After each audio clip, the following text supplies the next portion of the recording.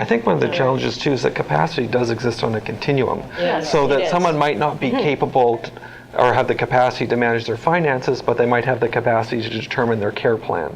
So, and that can change too depending upon the day, the week, what medications they're on. So I think it's one of those things where it's constantly shifting too. So again, it's not one of those black and white that you're capable now or you're incapable. There's often this continuum.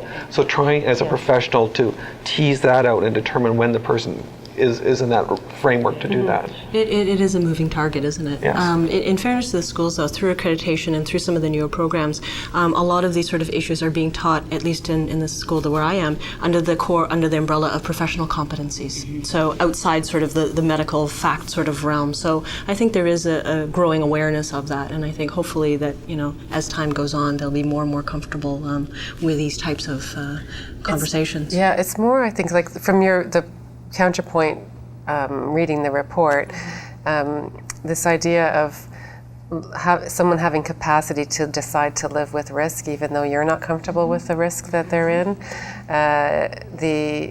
then that's us learning an ethical framework to work that through of whether of autonomy and protecting people and being paternalistic, or when if can they really make that choice, and how do you live with that, and then the consequence of their choice, and did they have the capacity at that time, and that's hard.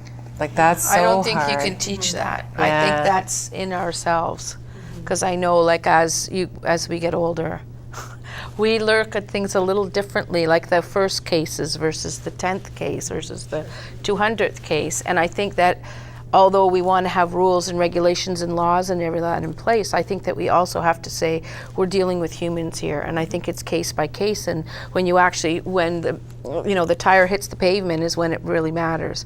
As much as we teach people and educate them, when you're faced with that situation where you're saying, do I call this person on their behavior and get thrown out of the house, or do I somewhat ignore it and think that I could be more supportive to that individual if I just be quiet and am allowed to make that next visit?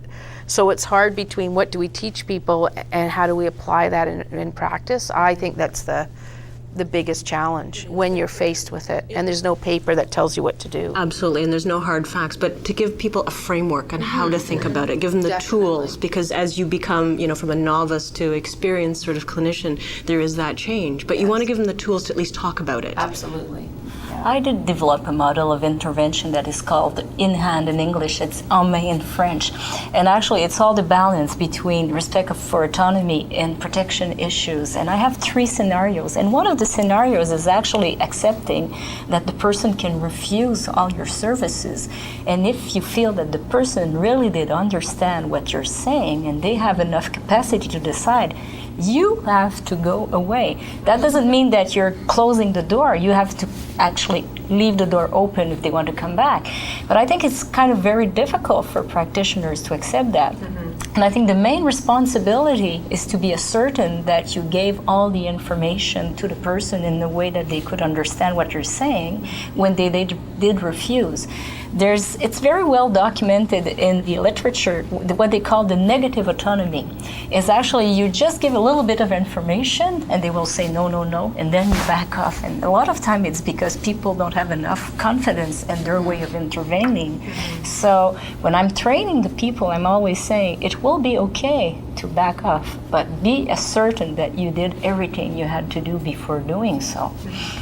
And if the person, and a lot of time, there's a quotation that I like, I would have liked the person to make another decision, but they made their own decision. Even if I don't like it, I have to accept it.